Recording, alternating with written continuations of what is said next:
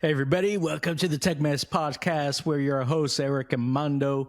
This is episode 91, number 91. Today we're going to talk about some Satoshi, maybe some Satoshi stuff, Cybertruck info, and, AI piloting a spaceship. Let's get into it. Dale. Dale. Dude, I was looking 2 years. We have been doing this for 2 years. 2 years? Podcast. Yes. So we started in 2023. And here we are. Episode 91. Yeah, that's true. That's true. We were so young back then. What happened? So I still have my gray hair 2 years ago. That's true, and I have some more too. So, well, let's jump into our stories. Of course, we wanna thank, I guess, our loyal followers here, and just keep us going. Just keep hitting those likes and subscribes and share with your friends. Those Instagram pictures in your Cybertruck. yeah, and I think you got some fans out there too, man. As you're driving down the freeway. Sometimes they give me the finger. Yeah. Sometimes they give me kisses, right? You never know. So true. This is funny. Well, okay. So this is actually, I just saw this morning, but it seems like there's been some mystery moves that happened with some really, really big or some really older legacy Bitcoin that's been out there. Some people are saying it's maybe Satoshi related. Everybody thinks that it's Satoshi. Satoshi has 1 million coins. Do you think that he's gonna just move couple? Or he's gonna move everything, right? But yeah, this one is a big one though. It's a 8 billion Bitcoin, right? It was moved. And again, they are just trying to say that it's Satoshi. It's about 80,000 coins, right? So, and it's basically they call it in the Satoshi era, which is like in that time, right? What do you think that what it is? Do you think that is somebody is trying just to get the yacht?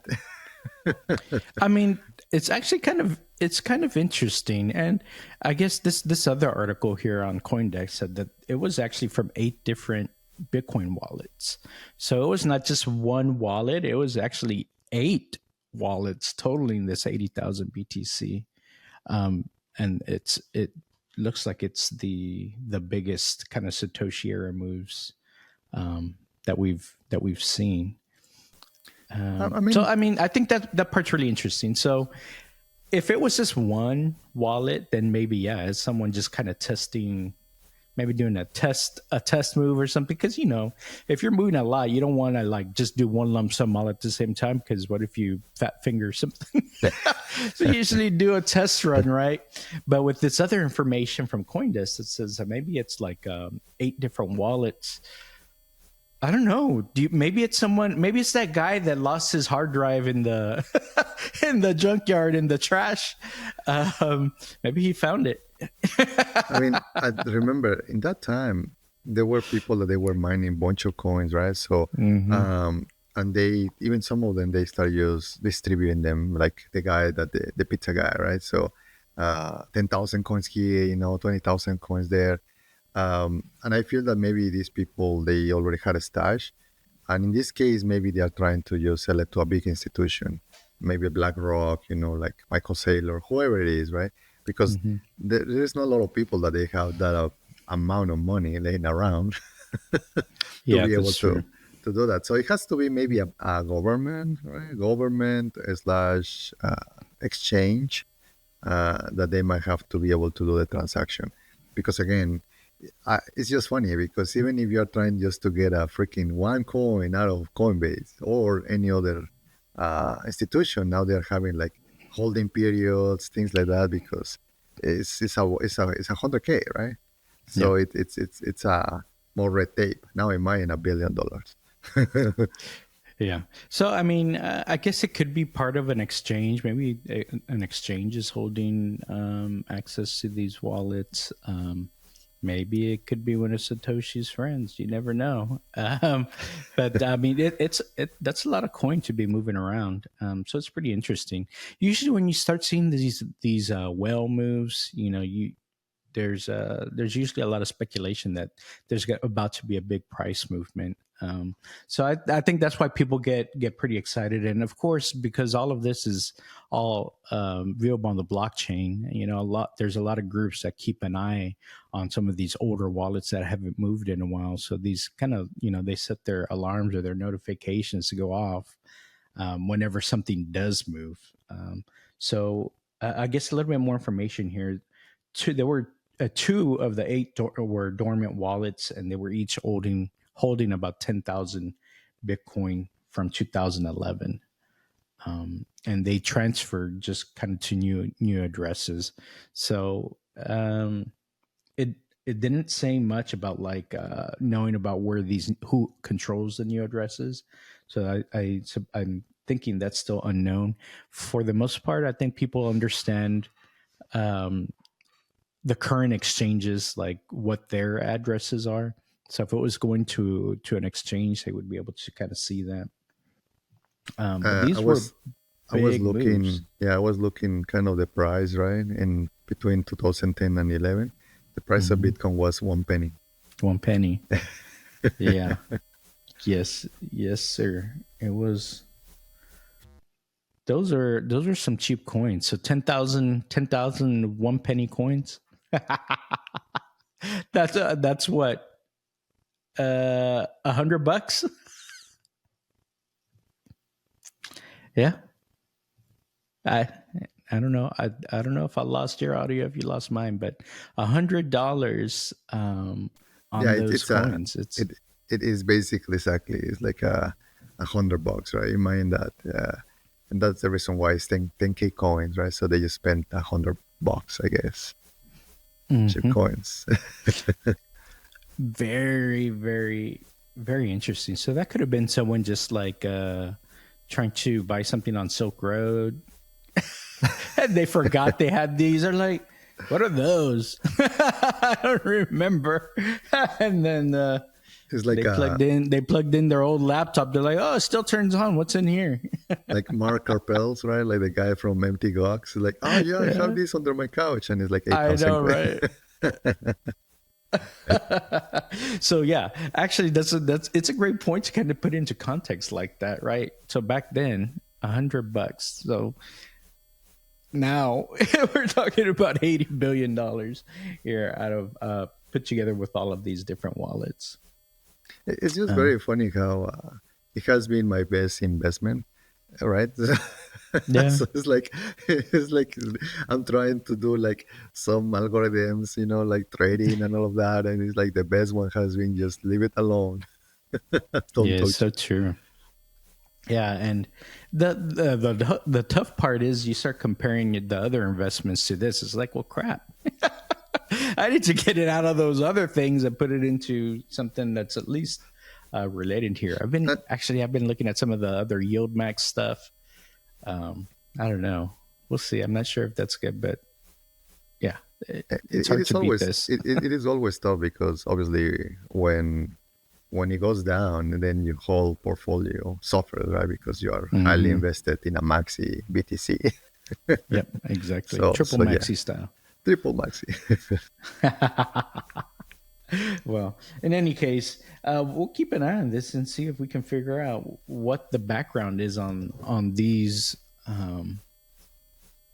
these coins that have just moved. It's pretty interesting that we are still seeing some of these old coins move, because I think part of the assumption has been that if they haven't moved in over 10 years, 11 years, 12 years, they're probably lost, like lost keys. So don't have access to them, and you kind of toss it up as being inaccessible coins.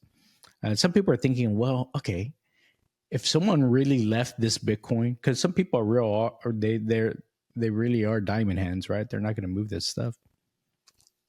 They think, oh man, maybe there's a chance that Satoshi could come back and move his coins, right? Um, if Satoshi didn't just burn those keys already, yeah, I mean that would be a huge deal too. Yeah. Is it? I think that is like now the network is there. Yeah, Well, he's gonna move them around, and it's not like he's going to like steal, those coins. I don't think that it will. Maybe might be some thought in if that happens, which I don't think that it will happen. I think that it were born, or it will, or they completely got forgotten because I think that Satoshi just died. yeah, yeah. So It it's could like be. so much temptation for one human being, and even if it's a group already, they will leak it too, right? Yeah, so they would already be fighting over it if it was a Yep, group, yep. actually. So I think that's probably the most likely case is just burned keys, right? It's Okay. just like that's why it was 21 million and not 20 million. They said, well, 1 million's gonna get burned. There'll be 20 million left. Then, you know, half the people in Silk Road or MT Gox lost lost their rest, right? I was one of the Speak. lucky ones. Yeah, I know, right? Yeah, a lot of people did get something back, a little tidbit back from MT Gox. But well, speaking of lost, of I guess lost stuff or losing their way, uh, I'm hearing that uh, Tesla has not been hasn't really sold all that many Cybertrucks. This, I mean, and just in general, I think just with their brand hit, their brand reputation has taken a hit. Their sales has really started to slow down here. I think that is it's a combination though. Do you have the image from India? No, the one from India. Oh, the one from India. Yeah. Hold on, give me a second to bring that one All right. So I up. think while you're pulling that out, I think there is a combination of multiple factors, right? One is political, right? Another one is basically is kind of the price, right? Let's be honest, is Mhm. getting outside of the price, and the third one, I think that this is kind of the resemble. And let's see here when Ramirez finds the. I found it. I found it. All Bring it right, up. so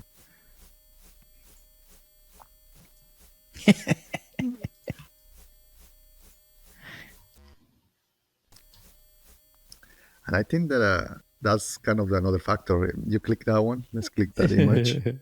So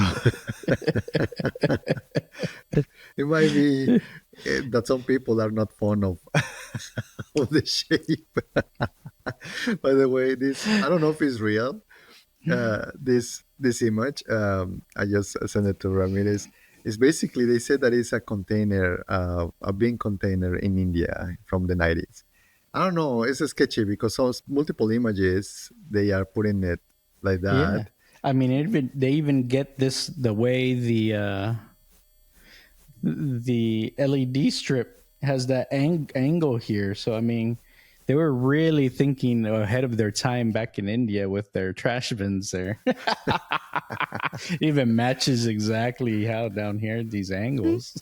Yeah, yeah. So going back to the all seriousness, I think that is just a combination of the price, combination of the look and feel, right? Because it's a very different car. I personally like it, and Ramirez too, right? I mean, we had these trucks for a while already.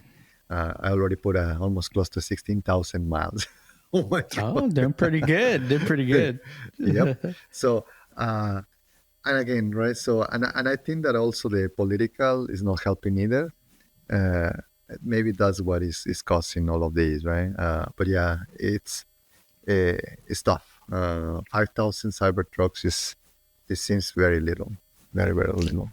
That is a very small number considering all of the pre-orders that there were. Right, there were over a couple million pre-orders on this thing, and it's just unfortunate. And it's not just a Cybertruck. I mean, the headline will say the Cybertruck was a flop. The Cybertruck failed, but it's really the whole brand that is taking a hit here. And so, you know, that can't be good for their bottom line over there. And now I know you saw, I'm sure you saw in the big beautiful bill that the EV rebate is ending like in a month or two. I think it's September. So that $7,500 is not going to be there anymore.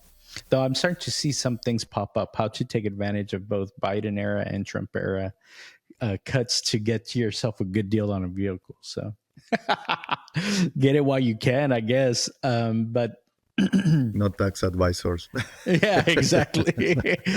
I haven't seen exactly how it works, so who knows? But I, I know we've said it before, like what can Tesla do to kind of turn this thing around? And it go I don't know. There's not much. They've tried to get Elon out before, but I think at this point, Elon is pretty much attached at the hip with Tesla, and so I don't know that they would be able to move him out. But it's really just kind of a big hit there to their bottom line. But on the other hand, other EV companies are coming up and springing up. I see a lot of BYD stuff. Those BYD vehicles are looking pretty good. I actually saw one here in Houston. Even I don't even can you even buy them here? I think it was from um, Mexico it's from actually. Mexico probably because in Hmm. Mexico the all of the Chinese brands they're getting in. So uh, I don't know. Going back to what you were saying about the board trying to kicking out Elon. I don't know. I will have to do the research on how it's structured because they got smarter, these guys, right? Because obviously they saw how they did it with Steve Jobs and even Mark Zuck. Um, he put something on the bylaws of the company, so in that way it was not very easy, even if he didn't have majority, to be able to for the board to kick him out. So maybe Elon maybe has something like that where it really has to be like some like very very bad stuff, or maybe Hmm. it's something that he's like, hey, I'm making all of my goals, right? Obviously, making money and all of that is one of those, but uh, he has so much, right? So it's interesting. Probably he will be battling politics inside of his own companies. But yeah, I don't know. Maybe the last time that we saw that he got removed from Deutsche and he said that he's gonna be doing that, it's like not doing that. Then it's like he needs to focus into Tesla, which to be honest, that's I mean, he's the CEO of the company, and for 3 months he was missing in action. Yeah, that's true. And just to give a little bit of context, like on the Cybertruck numbers here, so it was what 5,000 units this quarter. So they're on a run rate of maybe 20,000 units in a year. They were planning on 250K units a year. So it's off by a factor of 10. You know, And their sales that they're expecting. not just that though. They also, because they overbuilt, because they were thinking on that, they projected they have 30% stock inventory. So they in their backlog. So imagine all of those trucks that they are in their dealerships, right? And it just gets it's like a factory, right? You have a bunch of product, and then now the new orders for the other cars, if maybe the cheaper cars or whatever, and now they have to maintain those. So it is interesting how we're gonna see maybe some sales. Who knows, right? Yeah, you'd imagine there's going to be some fire sales going on, but we haven't seen too many. My brother was like interested. Well, maybe I can get a deal on a Cybertruck, and while you know they're a lot less now than they were when they first came out. They're not necessarily like on sale. They've got the lower tier that maybe it's not it doesn't it's not as attractive maybe in terms of like what you get for the money. So we'll see what ends up happening. But now together, coupled with the EV rebates going away, it's going to become even less attractive. Maybe we're going to end up just seeing a bunch of Cybertruck robo taxis. That's what we're going to end up seeing. you That's the know other one, right? So it's very unpredictable how things will pan out with Elon, right? Like uh, if you bet against it, like Bill Gates, right? And he was short in Tesla. Probably yeah. in this case, Bill Gates probably he lost bunch of money, right? So Yeah. it's one of those things that it will be tough. But yeah, talking about robotaxis, dude, this is hilarious. You know the fee that he was planning to charge? This guy's so creative, huh? 420, $4.20. Man, like yeah, I mean, I do appreciate your his sense of humor. You know, it's like it's just that it's just like we need to put up a price, and it's just hilarious that it's just like, hey, why not $5? Why not $6? Right? No, Why 4.20. not Right? 420? So, so kudos to him if he was the one with the idea or his team, right? Like it gives that sense of maybe it's also a gambit to be able to have like free publicity. I don't know, you know, it's like maybe it's a built-in marketing, or it's just pure like it's just funny, right? You just do it because it's Yeah. just funny. It gives it some personality, right? That's all it is. Gives you some character. Well, have you been seeing, speaking of like the robotaxis in Austin, have you been seeing some of the reviews that have been on YouTube No, not so far? really. What? Tell me about it. Are they better than Waymo, or what are they saying? So I have seen a couple, and it seems to do really well. Like they're saying, maybe out of 10 rides, only one needs kind of an intervention, which is, I mean, we both have FSD. We kind of also see the same thing. Actually, I was using FSD yesterday and it almost ran a red light. I have no clue why. It just kept going. I'd slam on the brakes.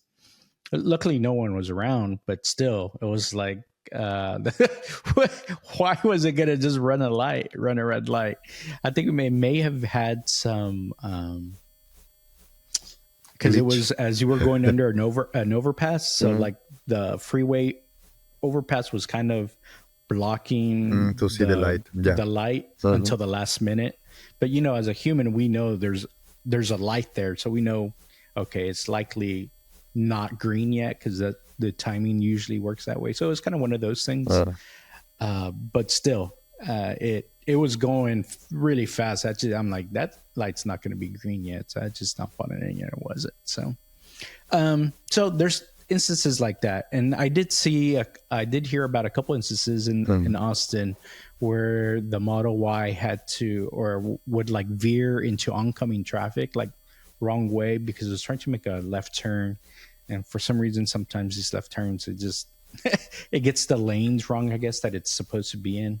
Who knows? I'm not really sure, but the thing is, so Tesla invited all these social media folks to try these out, right? So all of your favorite YouTubers are out there trying out the Tesla, seeing how it works, actually doing live recording, live streaming from the robo taxis. In these robo taxis, they actually have a Tesla employee sitting up there, supposedly not supposed to be communicating or anything, just there as a safety monitor, not in the driver's seat, but in the passenger seat.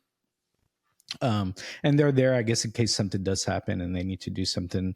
They noted that they have like their hand on the door handle, and on the Teslas, that's where there's the button to open the door. So maybe they have it rigged or wired so that when you push that button, it'll stop or it'll do something. I'm not well, sure, but anyways, that's how they have it. I think from what we can tell between Waymo and Tesla, Tesla seems to be working okay. I haven't seen any really head-to-head comparisons. I did see. Well, actually, I think but maybe Kim Java did do a comparison with Waymo and the Tesla, and actually, she had an issue um, where they had a phantom braking. I think something like that, where it just stops for no reason, mm, and then so you see her like lunge forward. It's like, oh crap! It's like, did you catch that on video? there is for the audience, there is actually a main difference on how they are approaching the technology, right? In Waymo, they have cameras and lidar. If you notice the Waymo on the top, it has like this machine that is going around and it's a lidar.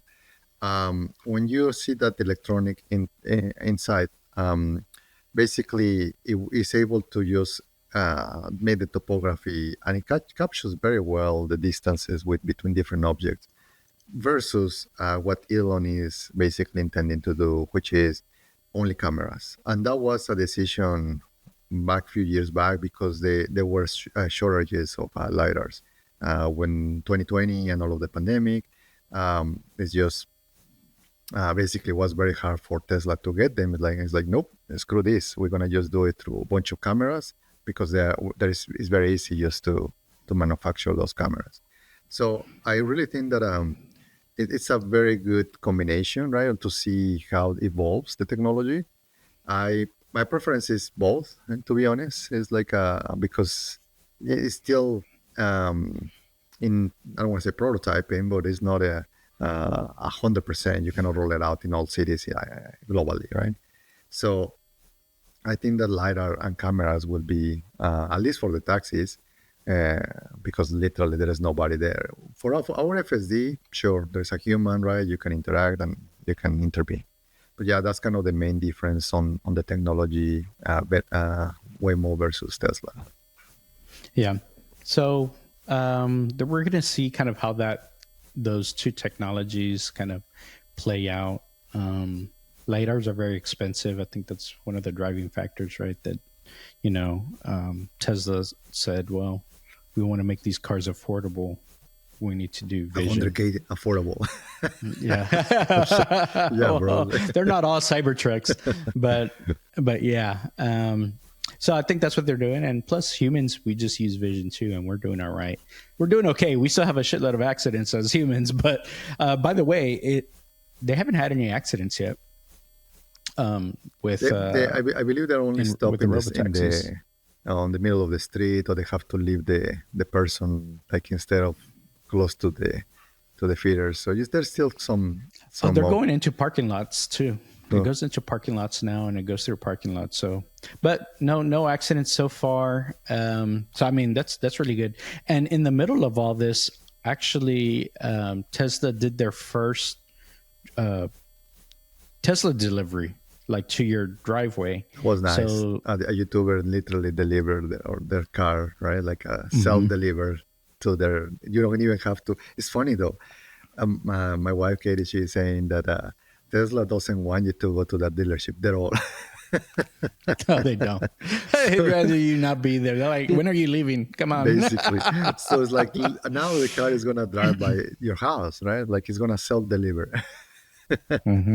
Which I mean is like totally doable, right? Like you have everything on your phone, you have the code, and you can unlock it. So you just pre-download the application, right? Which is like genius. You don't have to hire like a bunch of people, right? Everything is automated. Yeah, pretty cool.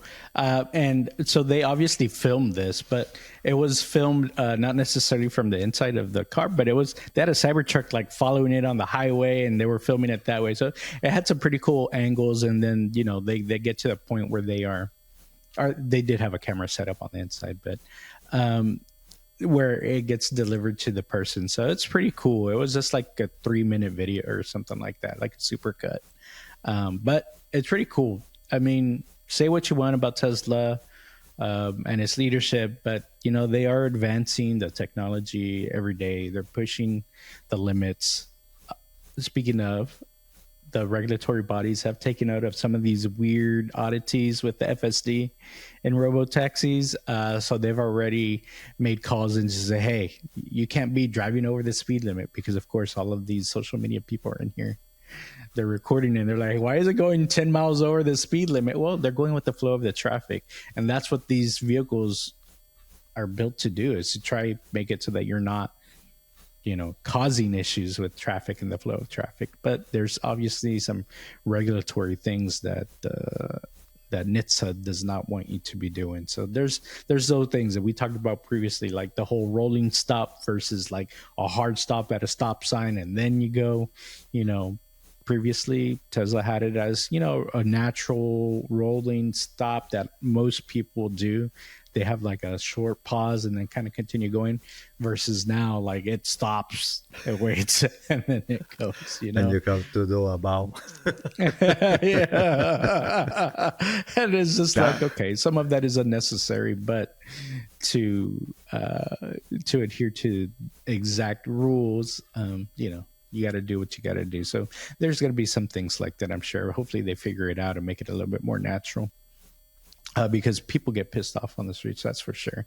If you're like going 60 and everyone else is going 85 around you, Yeah, it's they start like, knocking you and know, like start giving you the finger and so on, right? yeah, or like road raging you, like trying to, knock you off the street or put you into a lane.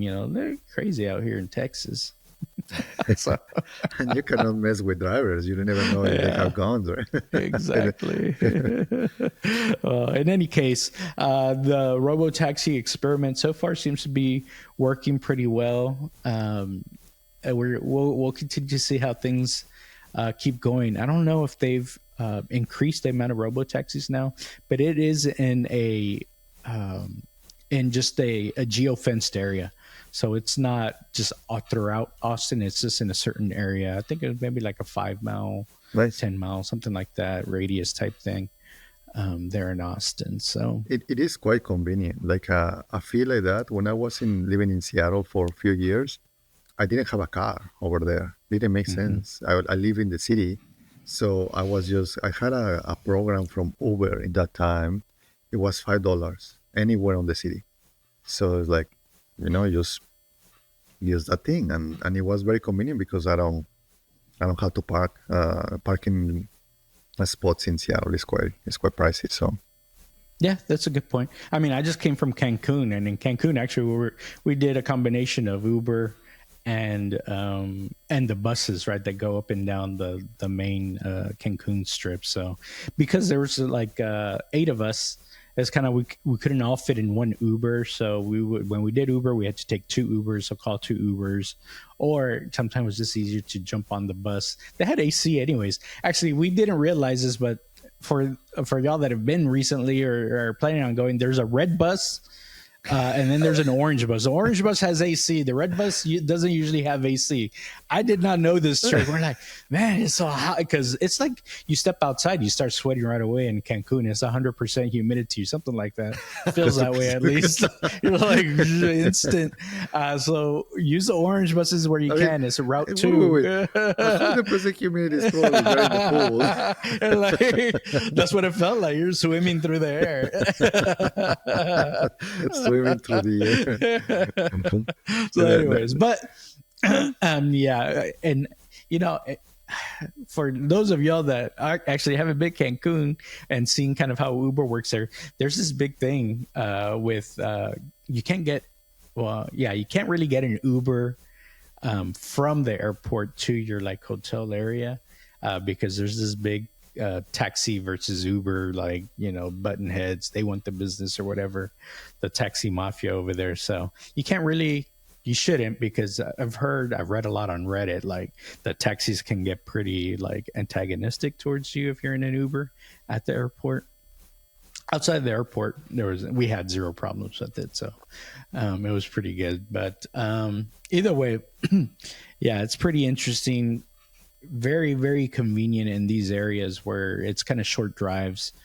Uber, you fit 4 people and it's like $5 in Cancun. So, and you're going, a 15-minute drive down the strip. So hopefully this Tesla robotaxi stuff kind of works out, and we start seeing that in other places outside of Austin. I'm really curious to see that here in Houston. Of course, we've got our FSD trucks already anyways. It's so convenient. But I just want them to roll it out to my truck and I don't have to pay attention to the road, right? yeah, they've loosened it up a little bit. I noticed I can bit. now change the station without it beeping at me. So that's good. I can at least do that. But yeah, it would be nice to be able to check a text and not have to worry about FSD saying, you do that again, we're going to turn off FSD on you. It's like, oh, man. Pay attention to the road, Ramirez. Yes, I know. All right, yeah. Well, speaking of kind of futuristic vehicles, there is... this is actually kind of cool, and this kind of shows you where we're headed towards with a lot of this technology. There's some rocket scientists that hooked up ChatGPT to the controls of a spaceship. Shit. It's like, you know what? That's the next step, right? We got FSD Dude, on our trucks. We're gonna get what FSD in our spaceships. what more futuristic than this though? It's like the spaceships, AI, and like yeah, it's bananas, right? So I think that we just are missing Chewbacca here. I know. Do it again. I mean, okay, this is pretty cool. There's a collaboration between MIT and some team out Ramirez, of you're gonna have to Madrid. be the Chewbacca here.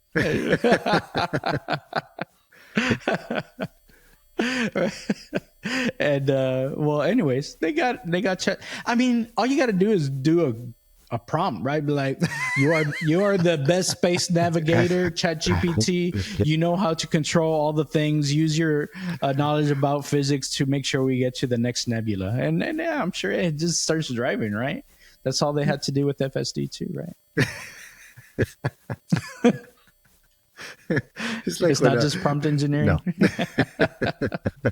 no. I think that well, it will have some of the information, but there's a bunch of it. If they truly are trying to hook it up to the to the machine, they have to do a bunch of different interactions and integrations with the machine, right? There's a lot of electronics inside, but probably they have a simulator, and the simulator will act as they will be. So, what was the outcome? Did it crash? It did it pretty well. Do you know?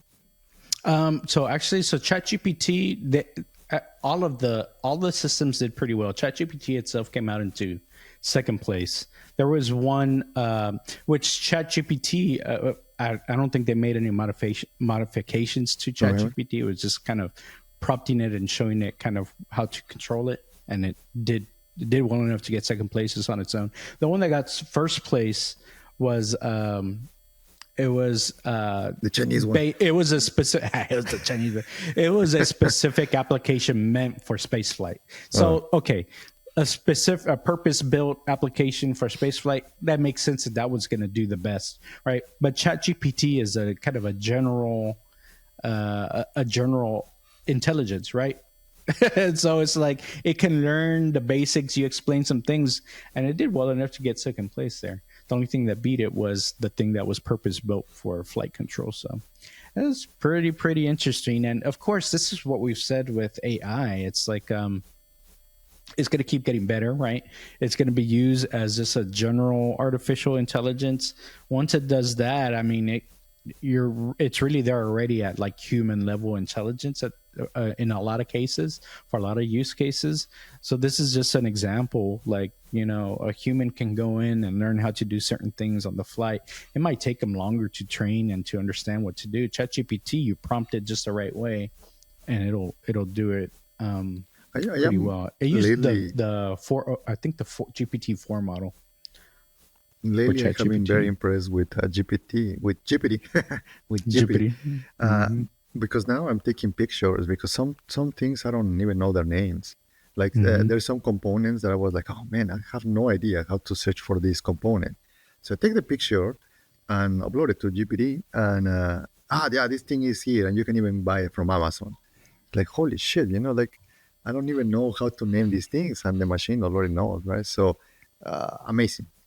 I don't know how they are doing the labeling, but it doesn't feel like it's now any human. Like, I mean, it feels like it's now synthetic.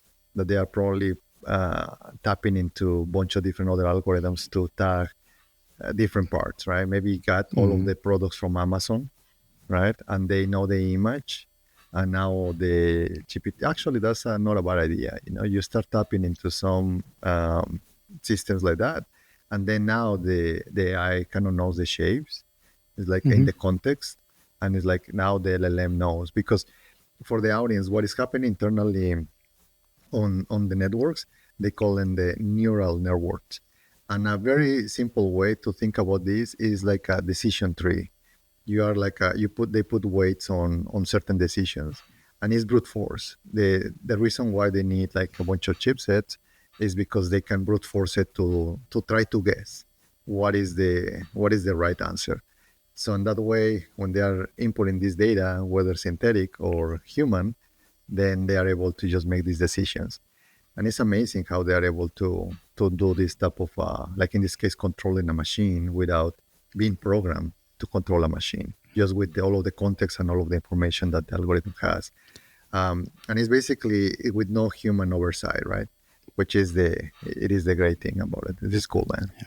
Yeah, very cool. And it's kind of, when you think about it, like in terms of for it to really understand all that, that's why a lot of these models are really big, and why you need some of these GPUs that have a lot of video memory, or the VRAM, is because all of these things are stored in the model. They're talking about billions of parameters, billions and billions of parameters. So you have these really, really large models that contain all of this information. Because remember, a lot of these models, they're running offline and they don't have to have access to the internet. So a lot of the things that it knows and that it's telling you and you're talking about, it's not like it's going out and looking things up. It's in the model itself, so it's all memorized in there, I guess you could call it.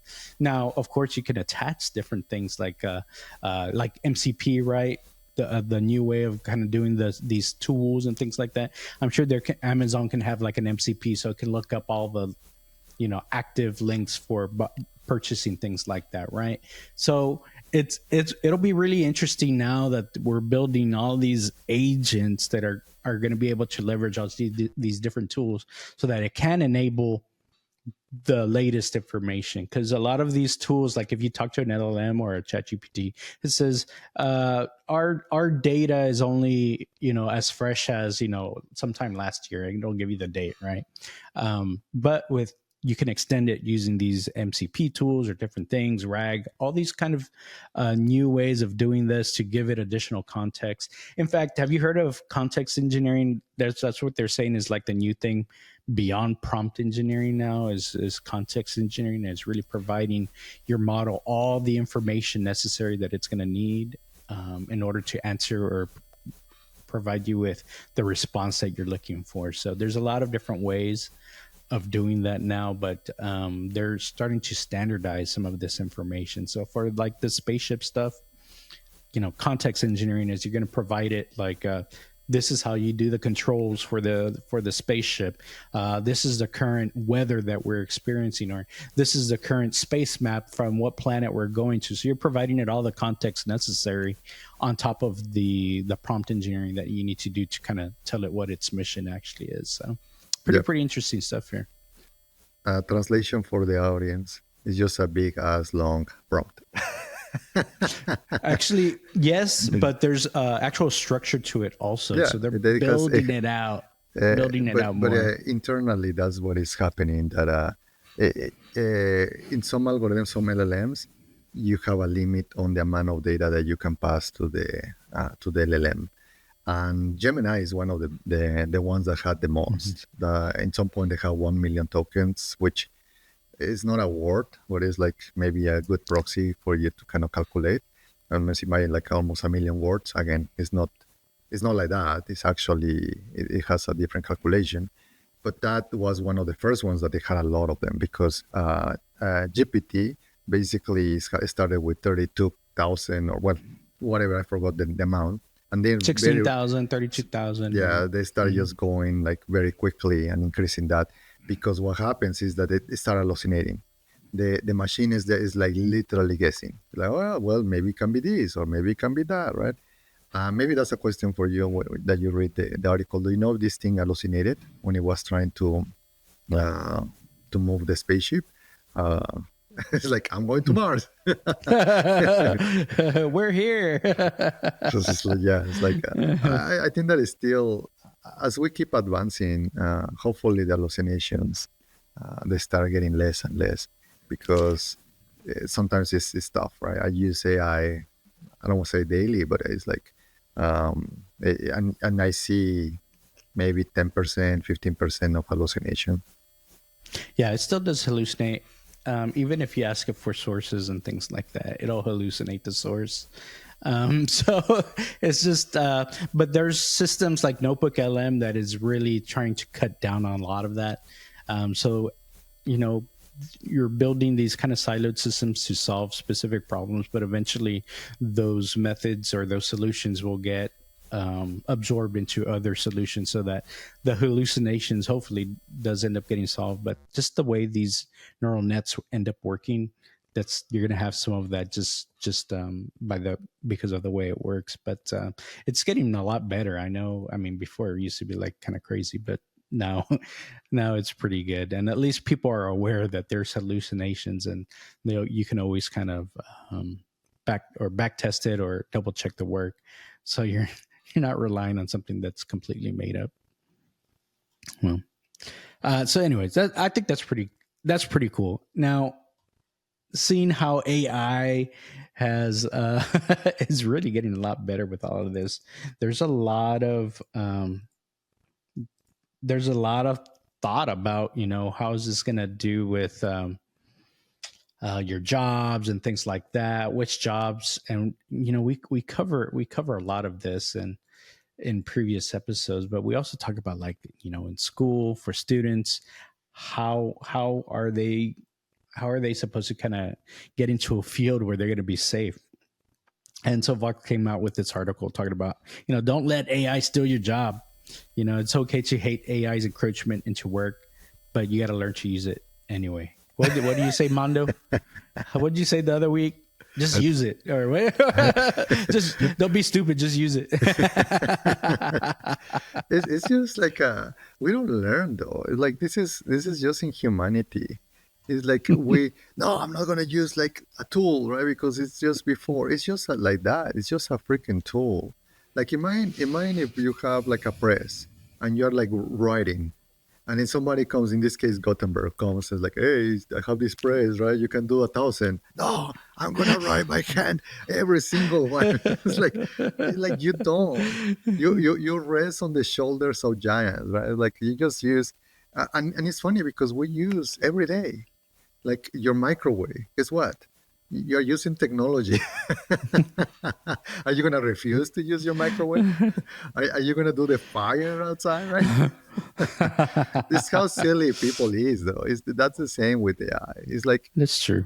just use the tools and shut up and use the tool. So true. But then there's also kind of the not necessarily a counterpoint, but also we're gonna find that there's use cases where you don't want to use the new technology, that it makes sense to use the older technology. Like we had a chef in Cancun. We had a personal chef, right? You don't want the machine. I don't want to cook use a for you. microwave. I want like this guy, the chef, and shout out to Chef Marcelino.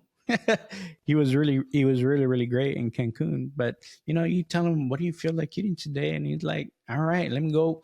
He actually went to go grab the chicken and go kill the chicken in the morning. And we ate it. We ate it just a few hours later. It was fresh, So sometimes, there's going to be cases where you don't want to leverage the technology necessarily, but you leverage on someone's craft or expertise, right? But there's still a lot of use cases where you would have used that technology, and I would argue most use cases you do want to, right? It's only that outlier case where you want a special experience or something where someone really puts their craft and thought and experience into it. You don't necessarily need that all the time, though. I mean, having a full-time chef wouldn't be too bad. What do you think, Mando? I mean, just go to the mountains and become Amish, It's like don't use technology like Amish. Yeah. It's like just you have like there are cultures, right? Like it's a preference, right? Sure, don't use them, right? Mm-hmm. I can just tell you that it never worked out well for the people that they didn't use tech, right? So Yeah. technology I really feel that it's just part of being human being. Why? Because I mean, look at the few animals that they can just create tools for them to even to survive to eat. It's just very few. I mean, I actually saw a video of a crow just with the beak was trying to flip a brick to get the nut. So then he couldn't because he's like trying just to a little bit of leverage, and then what he did is he put the nut by the car flow, and then Hmm. one of the cars just crushed it, right? And that's how he was able to get. But again, it has some thinking level there, right? Yeah. And again, it's just that. It's just if the tool is there, use it. And in your case, you want it handmade, by a blind Marcelino, Sure, be my guess, man. It's like if you don't want to use it, I mean, I'll be 30, 50% faster, right, than the other Hmm. person, right? So, uh, I'm sorry to be harsh because I feel that it's just uh, sometimes it's the different perspectives, right? And if you don't want to use it, don't use it. You lose your job, you lose your job, right? But guess what? If you learn to use it, you'll beat up everybody else because you know how to use these tools. Yeah, definitely. You'll become a lot more efficient yourself. I You'll mean, I, supercharge. exactly. You multiply yourself. Microsoft, I think they just recently also announced like an extra $9,000 or nine thousand layoffs, I should say. And a lot of these companies are just like continual, continual layoffs. Especially a lot of these, I guess, software companies that are where they're leveraging the use of vibe coding. There is a problem though. I'm not fully optimistic on this. The problem that I see is like, okay, what are you gonna do with all of these people that they get fired, right? And they don't know, maybe they don't have their skills. I'm not too worried for higher level, like engineers, designers, right? Like they are creative now. They'll figure out how they are going to do it, right? I'm more worried for the people that they haven't built their skill set. Like they don't have a bunch of, they just know how to be a driver, right? Like it's like, oh man, I need to have another skill set. And that process, because it takes time to build this, your famous 10,000 hours, right?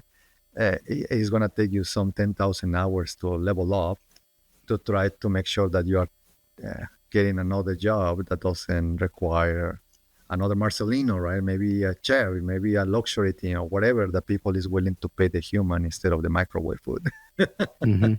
right? Yeah. But again, it's like there is some skill set that you have to. That's the part that I'm worried that is going to be a lot of people like that in that stage. And maybe we saw a glimpse in the pandemic, right, like a few years back, of what that could be, because you'll see then, and then you're gonna see a lot of people that are upset and sad and depressed, right, just watching Netflix. Um, that's the part that I'm worried. Not sure how it's gonna play out, to be honest. Yeah, it'll be different. It'll be interesting, but it's really hard to predict how these things are going to play out, right? Technologies are always coming through. There's always a new thing. There's always things that are going to change the way we do our day to day.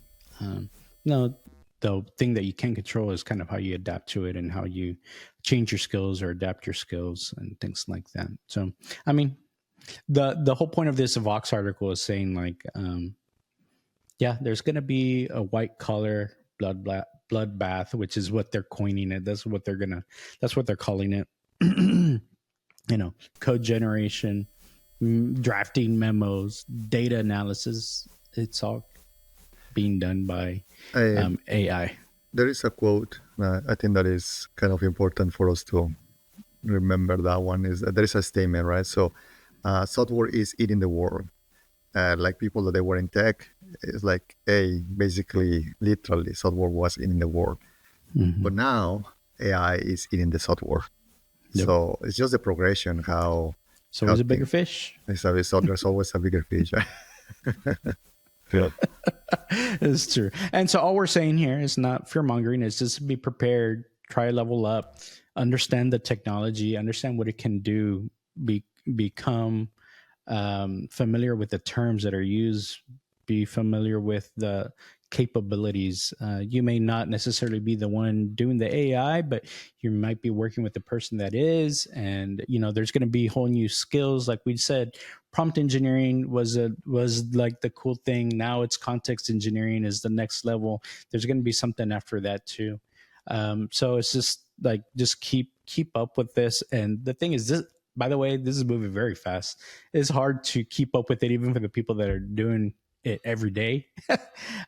So, I mean, just pick up what you can, just so you can be able just to at least talk about it in some capacity, because those folks that know how to leverage the tool, those are the ones that are going to be able to stick around the longest in this change that is coming.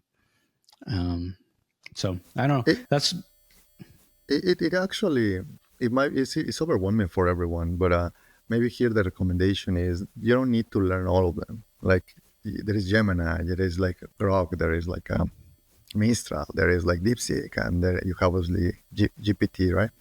It's fine. Just grab one, like Perplexity, right? Like, just grab the one that you kind of like the user experience, and then it's like, okay, now I start using it every day. Like literally, you can even use it for uh, kind of like your true assistant, meaning it's like, hey, what would you do here? Hey, maybe I have this problem. How will you resolve it, right?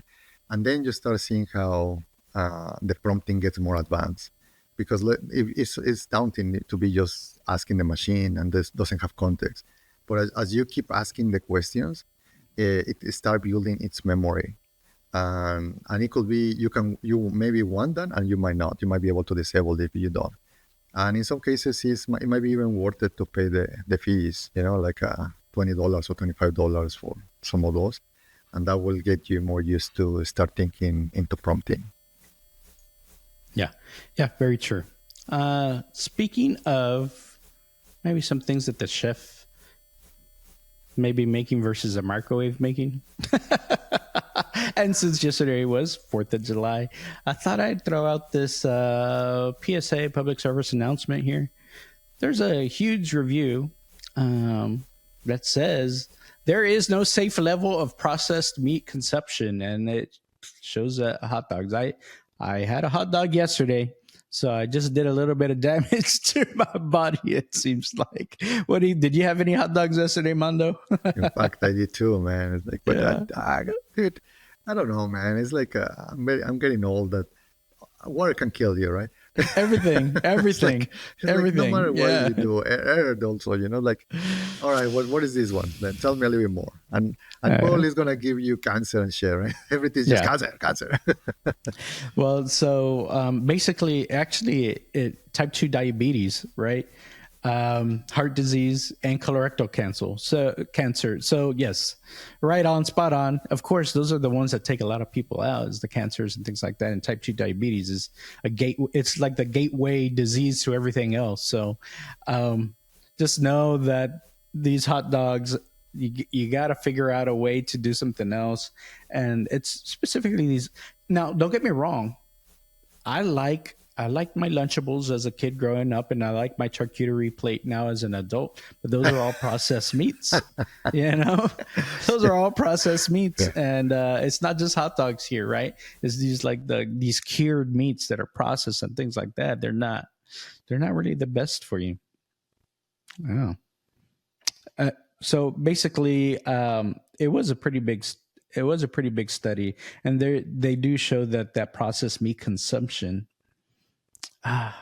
yeah, it does correlate with a lot of type 2 diabetes and other health conditions. So I've been pulling back on my processed meat. Just as we get older, it's harder to kind of combat all the bad stuff that we do to it, right? So you got to kind of slow down on all the bad stuff, but it is hard. But I know right now, what do kids love? Kids love eating hot dogs, and I know a lot of No, parents love man. feeding It's their kids hot dogs. So, chicken nuggets and the well, tenders. chicken nuggets is a processed meat too. I don't know how bad it is in comparison to a hot dog, but here on the article it says, for example, the equivalent of one hot dog a day was associated with at least an 11% greater risk of type 2 diabetes. A hot dog a day. And at least 7% greater risk of colorectal cancer compared to eating no processed meat. So, I Yeah. mean, I mean, but again, right? Like, how many people that are eating everyday hot dogs? well, how about this? For beverages, an extra can of sugar sweetened pop a day was linked to a 8 greater risk of 8% greater risk of type 2 diabetes and a 2% greater risk of heart disease. compared to not drinking any. So I know, okay, maybe not hot dogs every day, but a soda a day. I know a lot of people are doing that, you But know. me, not one, five. So um, that is also a key there. So, and again, this seems like it was a pretty big study, and it just came out. It's been making the news. It's been making the rounds here. It came out of University of Washington in Seattle, where they published this paper. So. Uh, at least we got one last Fourth of July in before like this really ruined our our chili dog. But just FYI, maybe let's find some better alternatives. I don't know. Maybe just grass fed steak. Just put steak in the bun instead. I don't know. Maybe that's a good I mean, where I good live, I can approach. see real cows. You want me just to buy the I know, right? Call Chef Marcelino. He'll go out there, get the cow for you. shit, man? Yeah. When he said, no, I'm going to get the chickens in the morning. Don't worry. I was like, what? All right. I even brought the little chicken foot, like all like, Oh, no, but he made it in mole sauce, man. That mole was, it was really good. That mole sauce, mole I'm with not the a fan of chicken. mole, so like Oh, whatever. man. I Well, don't like chicken. Like it's my least favorite meal. It's like yeah. whatever. Mole Thanks, Mano. makes it Thanks, better. Marcelino. Yeah. Well, okay, we're on the science kick right here. So let's moving on to this next story that we saw here. Um, there's a new way to get to make some pain reliever here. Dude, it's What? like when I saw this one, it's like, man, what the heck is this?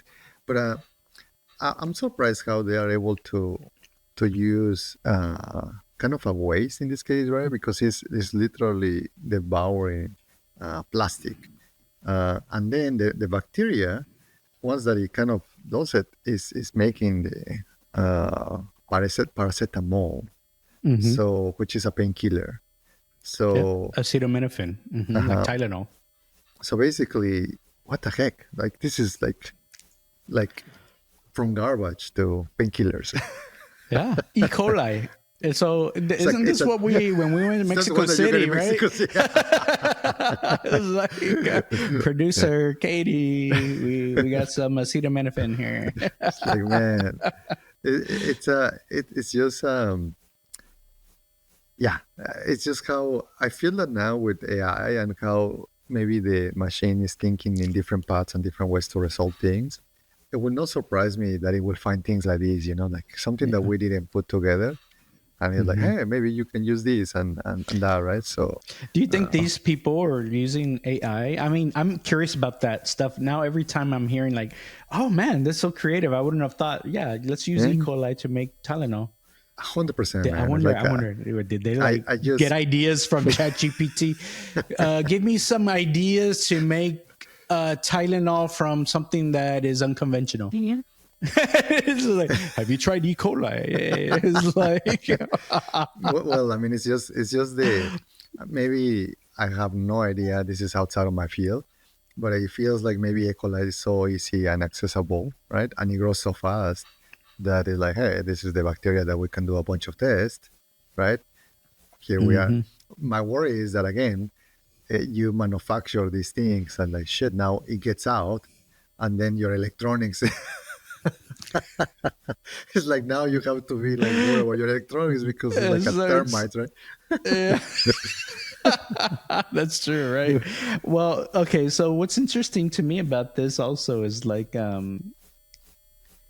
recently there's all this thing about we've got microplastics like all over, like we're ingesting it, it's getting deposited into our Just brains, get some into our Mexican tacos with body. Ecolite and it will kill all your Yeah, it it's will like get up all of a your plastics. it's like a daily vaccine against the microplastics. A little E. coli in your taco, and it'll eat it up, and just in small doses. And plus, then you feel good because you got Tylenol running throughout your body. It's like you will produce your Tylenol already there. Yeah. I think that we're missing some things here, but Yeah.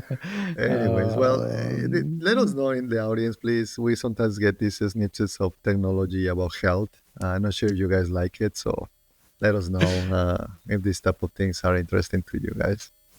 Yeah, it's very interesting to see just kind of the intersection between all of these different things that we've got, and we've both spent time in healthcare as well, or at least in health industry in general. So we do have some of A these fun story things. there, though.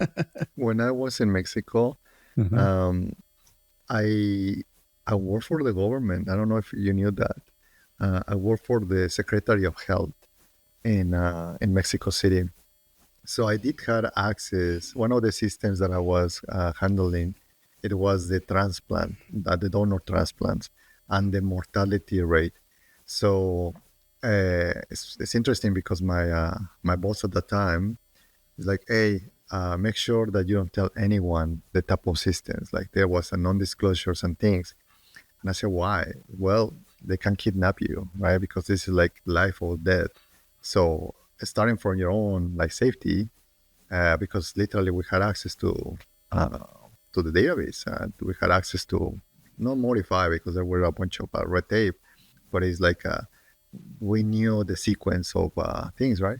But you can all of these mechanisms to do it. So I think that maybe if you fast forward, if I would be a youngster, maybe 15, 16 years old, that would be the field though. Biomedics, with mechatronics and some, you are fusioning this technology with AI and all of that. Perfect, right? You don't have to do, like in our time, it was more about infrastructure. Like internet was like just barely getting there. Hmm. So uh, different times, right? And now you have YouTube, Reddit, and all of that. But I feel that it's interesting on biomedics, biotechnology, genetics. That's probably what I will be fascinated if I will be 15-year-old. Yep. Lots of cool technologies on the intersection of all this and AI capabilities and the robotics that are starting to come out. Very, very exciting time. So those of y'all that are maybe in school and looking to maybe change a little bit just because of the how AI has come up so quickly, maybe that's a good way, good area to look into. So if y'all liked our show, please like, subscribe, comment. We love to hear what y'all have to say. We do appreciate the in person comments and notes and messages and stuff like that as well. The blow kisses. Yeah, Mando. That's not Yeah, me, Mando. honey. That's Mando. And yeah, so that's all we got for today. Hopefully, y'all enjoyed it. We see y'all next time. Dale. Peace.